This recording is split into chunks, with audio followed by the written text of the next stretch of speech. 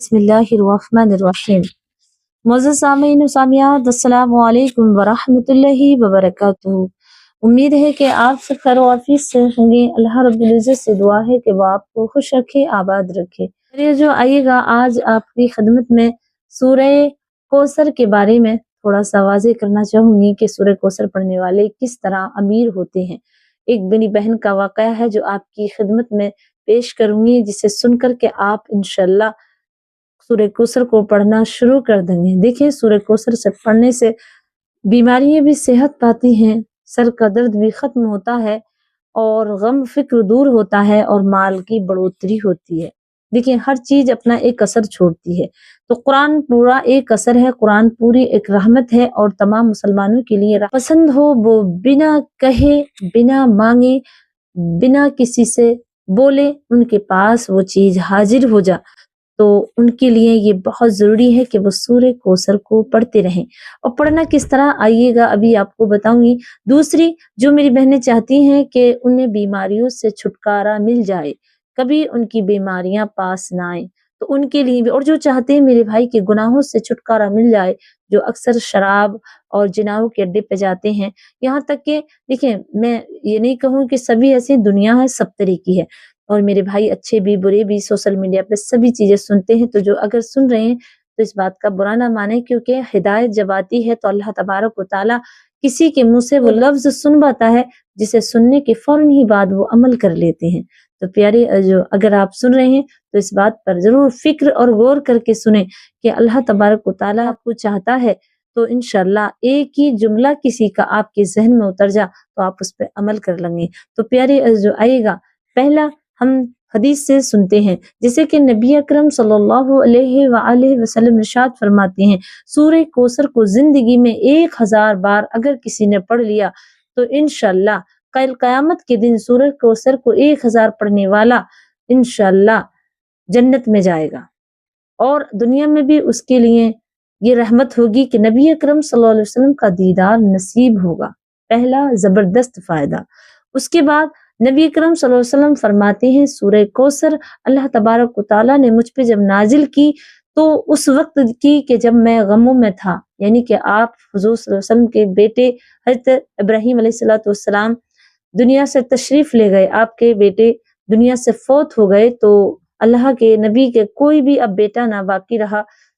तो उस वक्त लोग आपको ताना तसनी करते थे, लोग आपको ताना दिया करते थे कि मोहम्मद का कोई नाम लेबा नहीं है और आप पर बेटियां ही बेटियां हैं। जैसे कि सऊदी के अंदर, अरब के अंदर लोग समझते थे बेटियों को जिंदा दफन कर दिया करते थे और बेटों को बड़ा शान वाला समझते थे, तो जिस पे बेटे आते थे उसे खुश नसीब जानते थे वो लोग। तो नबी करम सल्लल्लाहु अलैहि वसल्लम की बेटियां ही बेटियां थी और एक बेटा था, वो भी बुखार आया और अल्लाह ने उसे भी अपने पास बुला लिया। तो उस वक्त नबी अकरम सल्लल्लाहु अलैहि वसल्लम बड़े गम में थे, तो ये सूरह उतारी। तो इस सूरत का मफहूम अगर मैं बताऊं तो ये है कि ए अल्लाह के रसूल,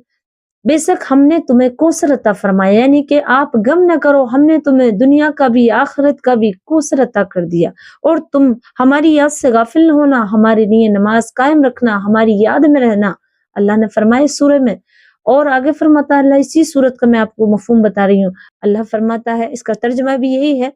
और आगे फरमाता है अल्लाह के ए महबूब, हम तुम्हारे दुश्मनों को ज़ेर और ख्वार कर देंगे, तुम्हें इतना अता करेंगे कि तुम्हारे दुश्मनों का नाम और निशान मिट जाएगा और तुम्हारा नाम आखिरी दम तक रहेगा, यानी कयामत के आखिरी वक्त तक, और कयामत में भी आप ही का नाम होगा। तो प्यारी जो इससे ये मालूम होता है, इसका और मफहूम जानना चाहें हम और इसका तर्जमा करना चाहें तो इससे वाज़ेह होता है कि अल्लाह तबारक व तआला ने जब ये सूरह उतारी तो तमाम चीजों के लिए हो गई, यानी कि अल्लाह की याद से भी इस सूरत को पढ़ने वाला गाफिल नहीं हो सकता और इस सूरत को अमल में लाने वाला, पढ़ने वाला कभी फकीर नहीं हो सकता और उसका नाम रोशन रहेगा, यानी इस तरह के उसकी आने वाली नस्लें भी नेक पैदा होंगी, औलाद नेक पैदा होगी और बड़ी शान वाली पैदा होगी। तो प्यारी जो आइएगा, ये मैंने थोड़ा सा मफहूम है, इसका बहुत ज्यादा जिक्र है हदीसों में, कुरान को वाज़ी तौर से पढ़ा जाए तो इससे ही अगर फ़क़हा इकराम और उलमा इकराम इसकी तफसीर लिखना चाहें, 7 समंदर की स्याही बनाया जाए और तमाम दुनिया के दरख्तों قلم بنایا جائے تب بھی اس کے تفسیر نہیں لکھ پائیں گے۔ تو پیاری جو اس سے معلوم ہوا، پتہ چلا کہ سورہ کوثر پڑھنے سے امیر بھی ہوتے ہیں، غموں سے چھٹکارا ملتا ہے، نام بھی دنیا میں روشن ہوتا ہے اور آخرت میں حوض کوثر بھی ملتا ہے۔ تو پیاری جو آئیے گا، اگر آپ کے پاس زیادہ تنگی ہے، بہت زیادہ تنگی ہے اور تنگی بڑھتی چلی جا رہی ہے، ایک کے بجائے 2 کام 3 کام، آپ کے گھر شادی بھی ہے، آپ کے گھر بھی ہے، لینا آپ کو بنانا بھی ہے اور آپ کے گھر رزق کی بھی تنگی ہے، تو اگر کم مسائل ہیں، آپ کو تھوڑے مسائل ہیں، تو آپ صبح فجر کی نماز کے بعد 21 بار سورہ کوثر کو پڑھا کریں۔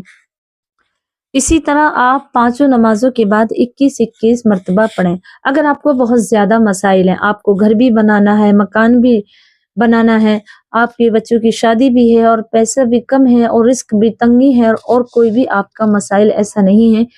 کوئی بھی آپ کے پاس ایسا کہیں سے بندوبست نہیں ہے کہ پیسے آ جائیں، تو پیاری جو غیب سے یہ پیسے آنے شروع ہو جائیں گے۔ دیکھیں، ایک میں واقعہ بھی میں نے شروع میں بتایا کہ ایک میری بہن کا واقعہ ہے، جن کو میں نے بتایا کہ سورہ کوثر پڑھیں، آپ کے تمام مسئلے حل ہونے لگیں گے۔ اب وہ بتاتی ہیں کہ میں نے جا کے پڑھنا شروع کر دی اور مجھے 15 دن ہوئے تھے پڑھتے ہوئے۔ کہتی میری بہن کہ میرے بھائی جوا کھیلتے تھے بہت زیادہ، اور اب گھر میں میری امی کی طبیعت خراب ہو گئی اور ہمارے گھر بہت تنگ حالات تھے، رزق بھی نہیں تھا، گھر میں کوئی چیز نہ تھی، امی کی طبیعت خراب بھی تو ہمارے گھر پہ مہمان آ گئے، اب کوئی پیسہ نہیں ہے، ہماری ٹوائلٹ یعنی جو لیٹرنگ ٹوائلٹ تھی وہ بھی بند ہو گئی، اسے بھی خراب ہونا، اس کی سٹ بند ہو گئی، اور ہمارا نل بھی جو نلکا ہوتا وہ بھی خراب ہو گیا۔ اب ہمارا تمام مسائل ایک ہی بار میں آ گئے، اور میرے بھائی جو بڑے تھے وہ جوا کھیلتے تھے۔ اب اس وقت مہمان آ گئے اور کوئی پیسہ نہیں، ہم خاموش رہے اور میں پڑھتی رہی، مجھے 15 دن گزرے سورہ کوثر پڑھتے ہوئے۔ دیکھتی ہوں کہ اچانک سے بارش کا ایک ہلکی سی بادل ہوئے، تھوڑے تھوڑے بادل سے چھائے، اور بادل چھاتے چھاتے ایک دم بارش کا مانسون بن گیا، بارش کا موسم بن گیا، اور اس وقت ہلکی سی بارش ہونے لگی۔ اس وقت ہلکی سی بارش ہونے لگی، میرے بھائی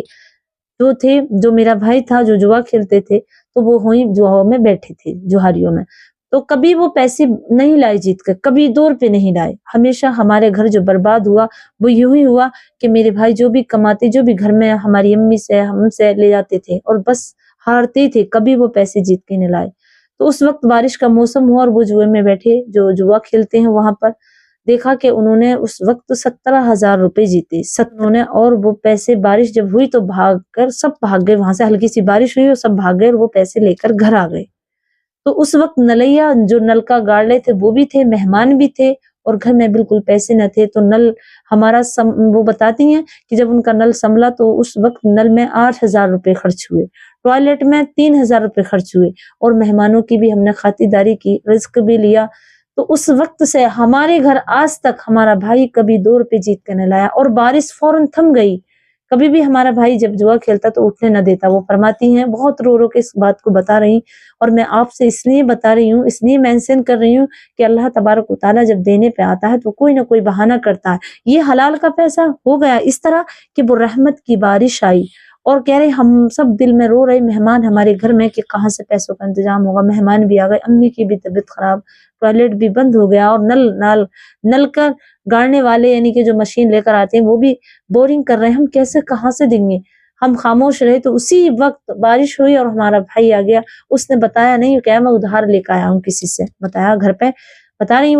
رہے کہ میں کسی سے ادھار لایا ہوں، ہم نے نل بھی گڑوا دیا، پیسے نل کے والے کو بھی دے دی جو مشین لے کر آئے، اور مہمانوں کی خاطرداری کی، گھر میں راشن آیا۔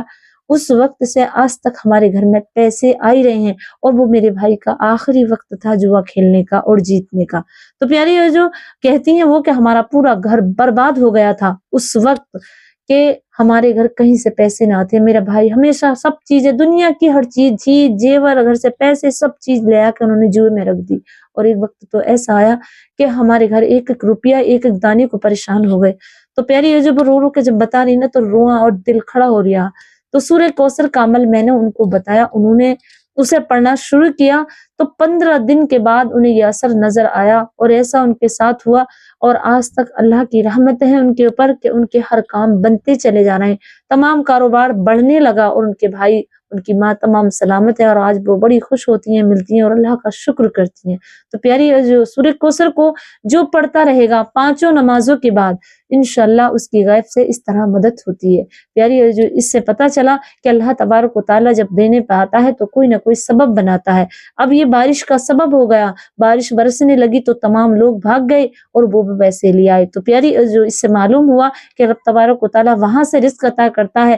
جو آپ سوچ بھی نہیں سکتے۔ اسی طرح اگر کسی کے سر میں درد ہو، دنیا کی صحت کے لیے چاہتے ہو، سر میں درد ہو، پیٹ میں درد ہو، کچھ بھی ہو، تو سورہ کوثر کو 7 مرتبہ پڑھیں اور پیشانی پہ دم کریں، اور اگر پیٹ میں درد ہے تو پانی پہ دم کریں اور اسے پلائیں، انشاءاللہ پیٹ کا درد، سر کا درد اسی منٹوں میں ختم ہو جائے گا۔ پیارے جو بتانے کے لیے تو بہت سی باتیں ہیں، بہت سی اس کی تفسیر اگر کی جائے، میں نے کہا تو پورا دنیا بھی اس کے مفہوم، اس کی تفسیر لکھنا چاہے تو نہ لکھ سکے۔ تو پیاری جو بس اتنا ہی کہوں گی کہ سورہ کوثر انسان کو غنی کر دیتی ہے، زمین پہ سے آسمانوں پہ اٹھا دیتی ہے، اس طرح اس کے بینیفٹ ہے، اس طرح اس کے بینیفٹس ہیں۔ اگر کنگال ہے تو اسے غنی کر دیتی ہے، اگر بے علم ہے تو اسے علم والا بنا دیتی ہے، اگر بے روزگار ہے تو اسے روزی عطا کر دیتی ہے، اگر اس کے رشتے نہ ہوتے ہوں، اس کی پریشانی ہو تو سب لوگ اس سے محبت کرنے لگتے ہیں۔ پیاری جو سورہ کوثر کو اپنی زندگی کا ساتھی بنا لیں۔ اور میں آپ سے ایک بات کہوں، اگر اچھا رشتے تلاش میں ہے نا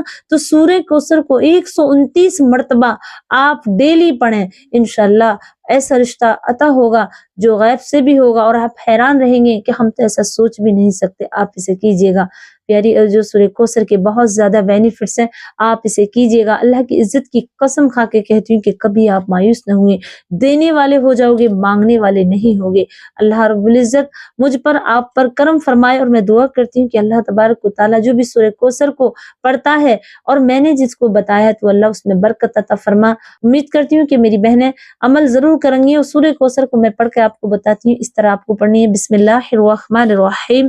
اِنَّا أَعْطَيْنَاكَ الْكَوْثَرَ فَصَلِّ لِرَبِّكَ وَانْحَرْ إِنَّ شَانِئَكَ هُوَ الْأَبْتَرُ۔ اتنی چھوٹی سی ہے، آپ اس طرح پڑھیں ایک ایک دانے پر، اور ہر نماز کے بعد 21 بار پڑھیں۔ انشاءاللہ آپ کی تمام دنیا بھی اور آخرت بھی تمام فائدے آپ کو حاصل ہوں گے۔ امید کرتی ہوں کہ آپ سمجھ گئے ہوگے، تو مجھے اپنی دعا میں یاد رکھیں۔ السلام علیکم ورحمۃ اللہ وبرکاتہ۔